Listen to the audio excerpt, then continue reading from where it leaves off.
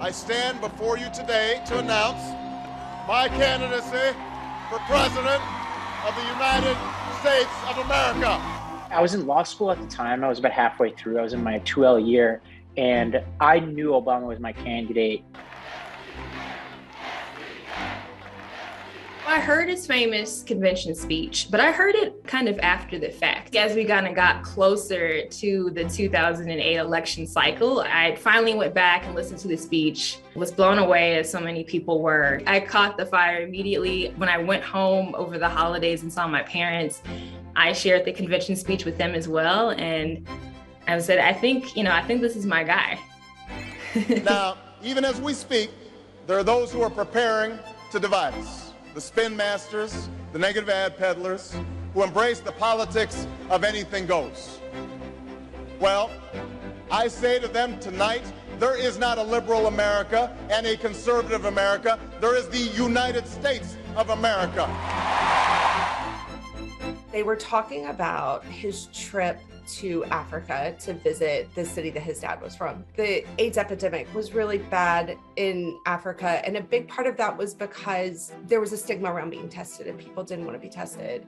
So after being there for a few days, he decided that what he was going to do was walk through town and develop this long parade of people following him and then walk right up to the clinic and get tested. And that it hit me. It just felt so different from what I was hearing people talk about.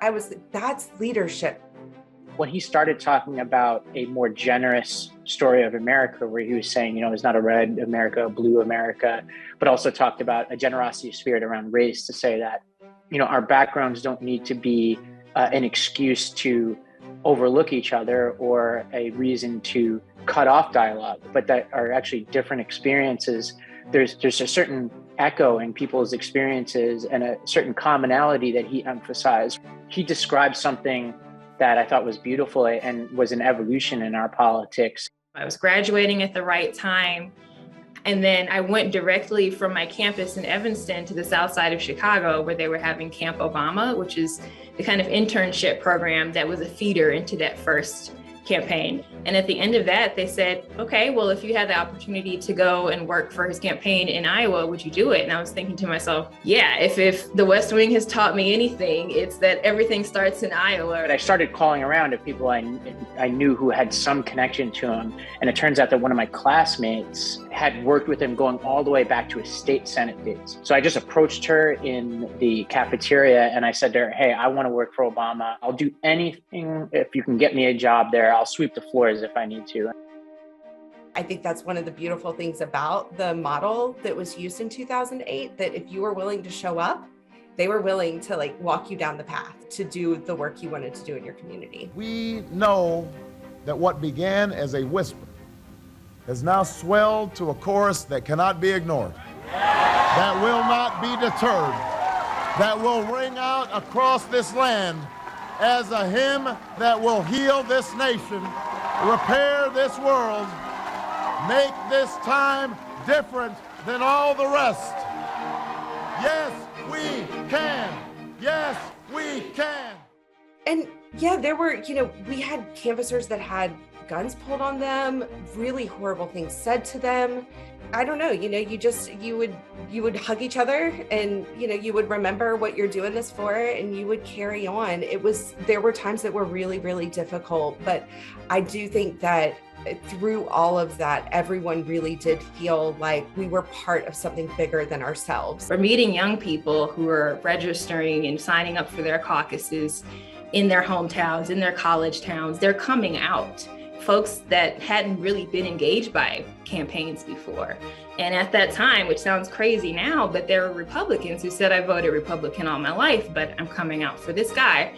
And not just because of him and his policies and his speeches, but also because of you all and the community and the organization that you're building here. We like the way that you do things and we want to be part of this movement. If there is anyone out there who still doubts that America is a place where all things are possible, who still wonders if the dream of our founders is alive in our time, who still questions the power of our democracy, tonight is your answer. I will say that I think a big part of the hope as the Obama organization, disbanded, I guess you would say, was that people would take what we had learned and would find places where it was applicable, that we could really continue to support that change that people wanted to see in their communities. And the more that we can be engaging people in making their communities a better place for them and making sure they have what they need, the better our democracy is going to work for everyone. The best part of the Obama experience wasn't actually the campaign. It was when I was running the first school I started. My student base was nearly 100% students of color. They had a president who looked like them. We used to hang his picture up all over the school. And the effect that he had on the self-image of my students cannot be overstated. And that was the most beautiful part of the Obama years for me, was actually working with kids who were able to look at themselves differently because of what we did on that campaign. And that's an enduring legacy. He was a two-term president who I think changed in many ways just the way we look at ourselves. And that was beautiful.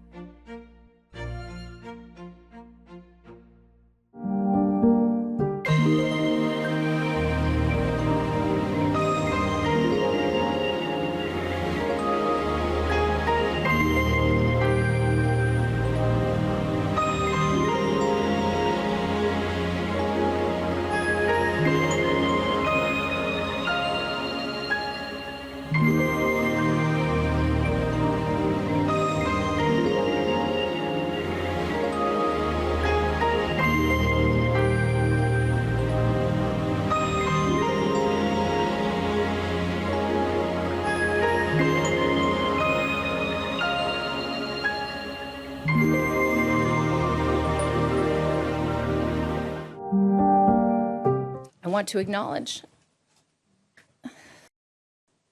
most of all, I want to acknowledge the children who are terrified and suffering at this moment, and the many people for whom this legislation comes too late. The women who have suffered through this system with little or no support, who still carry the pain and trauma of their abuse.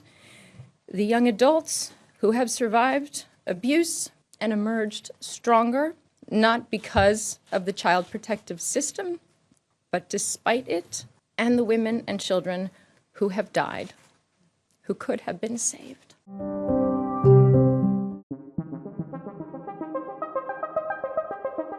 My name is Ruby Powers, and I am the founder and curator of the Queenly NFT, which is a crypto gallery for queer creators. We are representing queer creators in the NFT space. We are helping people to get their art seen and get their art fairly compensated, participating in this new financial movement. An NFT is a non-fungible token. They are unique digital items that are sold in transactions recorded using blockchain technology. Ruby Powers breaks down how blockchain technology works with NFTs. Because of the blockchain technology behind it, you can actually see the chain of ownership of who patronized that work. You can also ensure that when that piece is traded over time, you can build contracts or smart contracts so that way the original creators are compensated every time that it sells. What the Queenly NFT does is we are kind of the hand holders. We're really a traditional gallery, but we are in this crypto space, and we are ushering in artists who might not normally be participating in NFTs to be able to have their work exhibited, seen, lifted up, and to get the technology part right. The NFT market had a massive surge in 2021 with sales that hit $25 billion, and art was one of the most popular categories.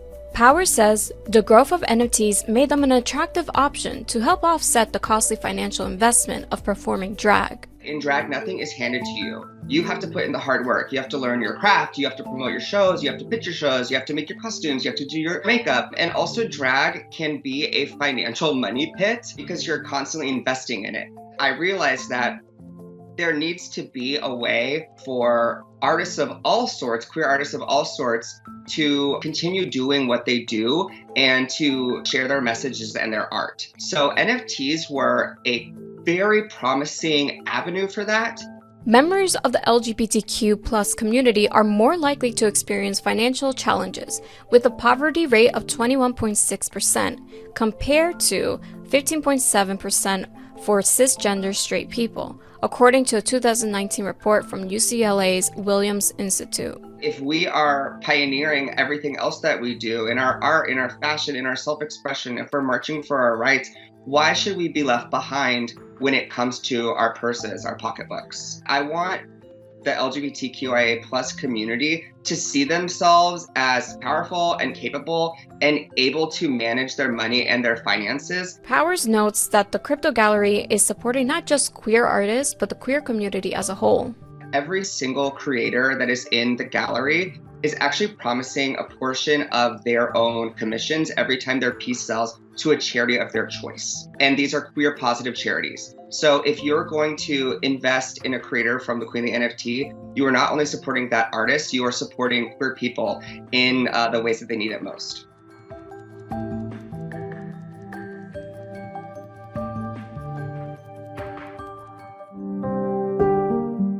Are we good here? Hold on, I got you. You need an inhaler.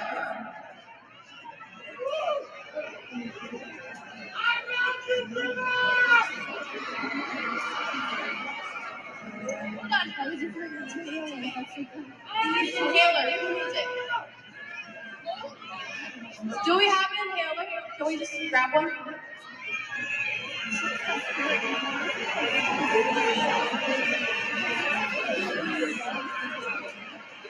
It's okay. Over here too?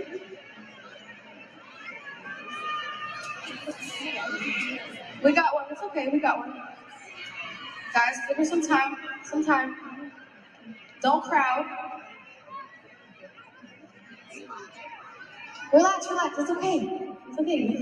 We're good. It's okay. We're taking care of our people. Hold on. I wait for people to be okay until I keep going. Come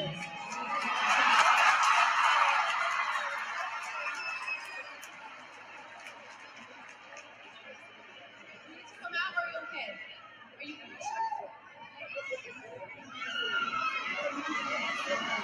Is everyone good? Hey, if you need anything, just come out here, okay? Okay, so take a deep breath. Go get water, whatever you need to do to be happy and healthy right now. We're all good, everybody's okay. We're gonna keep it going, and I want us all to take a deep breath in. Here we go.